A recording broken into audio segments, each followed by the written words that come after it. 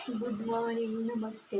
तर आज काही मंडे, तर आज 2 दिवस सुट्टी. तर आज चिकन आहे.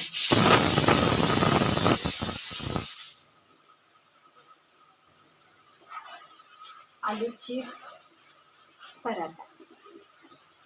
तर सविस्तर रेसिपी जाणून घ्या. माझा व्हिडिओ शेवटपर्यंत बघा. आता मी आलू टाकलेला आहे.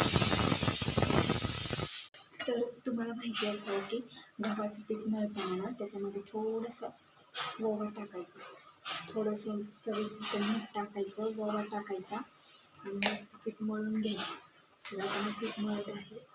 तोपर्यंत आलू थंड होते ना, थोडंसं तेलाचं हे पण टाकायचं, तेल थोडंसं, आणि थोडंसं हलक्या हाताने पीठ मळून घ्यायचं आता. आणि आपल्याला पीठ जास्त लागत नाही ना, एका गोळ्यामध्ये म्हणजे 2 छोट्या छोट्या चपात्या लाटून घ्यायच्या आणि त्याच्यामध्ये हे घालून द्यायचं. पीठ आता मळून मस्त. आता त्याच्यामध्ये अजवाईन टाकले तर ते चवीला खूप छान लागतं, म्हणून अजवाईन थोडंसं टाकायचं. आता आपण चीज टाकलं का नाही, चीज बटाटा, तर ह्याच्यामध्ये आपण टाकणार आहोत थोडेसे ऑर्गेनो. म्हणजे त्यांनी कसं थोडीशी चव लागते ना, त्याच्यामुळं ऑर्गेनो, थोडेसे चिली फ्लेक्स म्हणजे थोडंसं तिखट आणि चवीपुरतं मीठ. आता त्याच्यात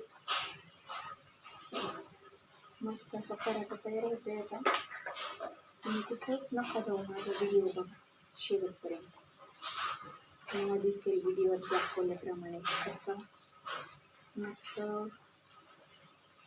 लहान मुलं पण अगदी आवडीने खातात. आणि हे चीज का द्यायला लागते तुम्हाला माहिती आहे का? कारण आम्ही आमच्या बेबीला दूध नाही देत ना, मग ज्या बेबींना तुम्ही दूध देत नाही त्याच्यासाठी चीजचा वापर करायला पाहिजे. हे बघा, आता हा चीज आणि बटाट्याचा गोळा तयार झालेला आहे. त्याच्यात काही नाही टाकायचं, असं छान मस्त लागतं, ते खातात बेबी. आता आपण लाटून घेऊया. 2 पाऱ्या लाटायच्या, एक छोटी आणि एक मोठी, अशा 2 पाऱ्या लाटायच्या. मग ते 2 तुम्ही आता. तर हा बघा, असा सोनेरी रंग येईपर्यंत भाजलेला आहे. मस्त पराठा झालेला आहे, चीज बटाटा लावून मस्त भाजलेला आहे. तर आपण आता हा डबा भरून घेऊया. हे बघा, आलू चीज पराठा तयार झालेला आहे आणि मस्त टिफिन पण रेडी आहे.